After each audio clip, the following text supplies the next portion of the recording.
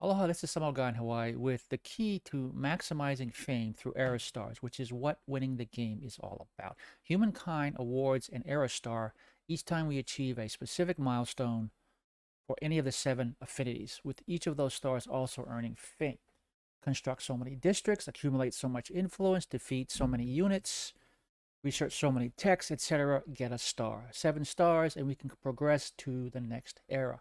Now, the normal instinct of any 4X player is to progress from the earlier to later eras as quickly as possible. This implies earning 7 stars as fast as possible and then moving on. But this is not the way to win in Humankind.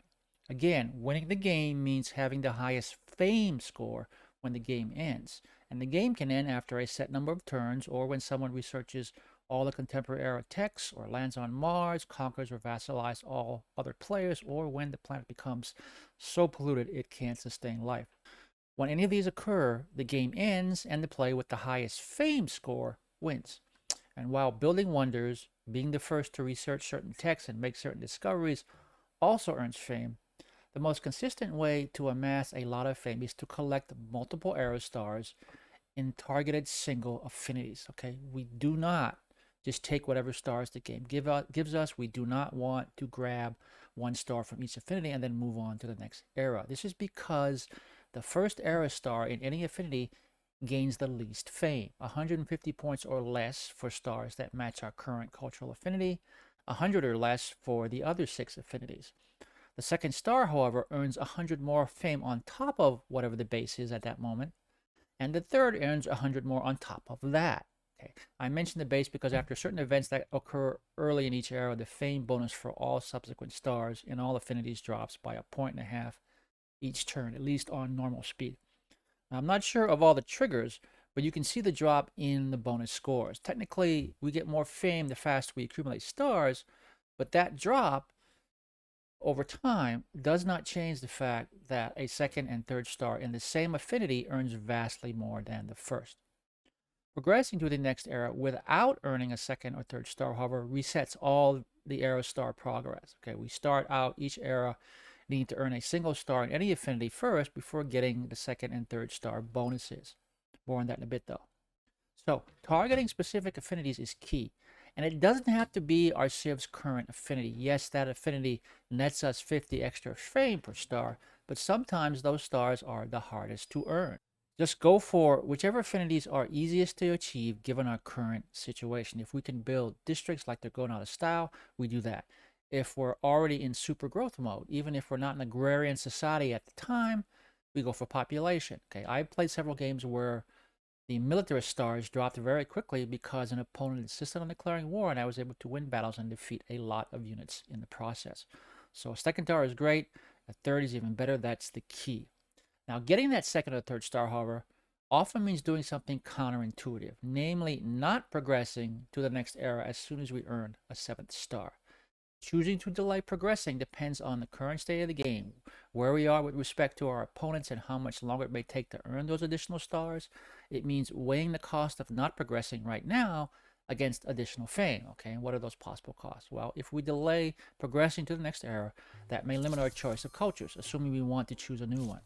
For every civ that gets there ahead of us, that's one less culture to choose from. The culture we really want may already be spoken for. There are also perhaps situations where we want to grab a specific culture to deny it to anyone else. I have on occasion grabbed the Huns and their Mongols just because I knew if I did not, my neighbor would do so and be a warmongering pain in the ass. Okay, falling too far behind our competitors science-wise is also usually a negative. Unless we're playing a scientific civ, text in the next era cannot be researched until we reach that era. And if we've researched all the text in our current era, our research is going to waste until we progress to the next one. Okay, that does happen, although in that instance we are one, usually in good shape research-wise, and two, can shift those researchers to boost population, production, and wealth generation, whatever, which can directly or indirectly contribute to getting stars in other affinities. Okay, related to the research issue is the currency of units. If our opponents have progressed enough to get tougher, upgraded military units, we may need to get to the next era to upgrade our own and keep pace. That too is a concern. Okay. Again, it all depends on the situation. We look at the map and our opponents and the fame board and at the progress toward those second or third stars, estimate how long before we get those stars, and then decide. I will say this based on experience. I rarely delay for a first star in any affinity, that's a given. If a third or even a second star is within a few turns, though, I usually wait and do as much as I can to make the wait shorter. Okay.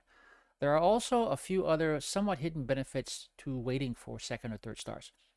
In the course of waiting for a second or third star in one affinity, we sometimes earn a first star in another affinity, okay? Extra fame, and we weren't even thinking about it.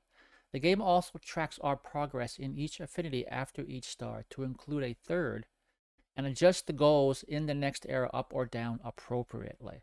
For example, let's say the current era builder star goals are to construct 4, 8, and 12 districts to get 1, 2, and 3 stars, respectively. So every 4 districts built, we get a star.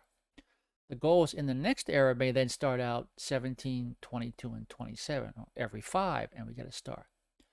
If we build no districts in this era, though, the next era's goals adjust downward to 5, 10, and 15. Okay, it still takes 5 districts to get to the second and third star each, but that first star only requires 5 districts as well. That's a hypothetical example, but you get the idea. The game does not let us fall so far behind that we have no hope of earning 1, let alone 2 or 3 stars for a particular affinity. On the other hand, the game also takes into consideration our progress toward a second or third star or beyond, and usually gives us some credit for progress made. I have had situations where I achieved 3 stars in one affinity, again, for example's sake, let's call it the builder stars, and I was delaying progress to the next era for a second or third star in another affinity. While I was waiting, I was still building districts. So much so that when I did progress to the next era, I immediately earned a builder star. Okay, except for the researching text dead end situation, we don't need to worry about our efforts going to waste. So, multiple aerostars in single affinities. If you have not been playing this way, you need to start, because this is how the game works. Okay, get comfortable with weighing the situation and delaying a few turns for second and third stars, and watch the fame jump up. And that's it. If you like this content and want to see more, consider leaving a like, a comment, or subscribing. You can also check me out on twitch.tv/SamoGuy in Hawaii. I stream at least 3 times a week. Not exclusively Humankind, but a lot. And that's it. Stay safe and thanks for watching.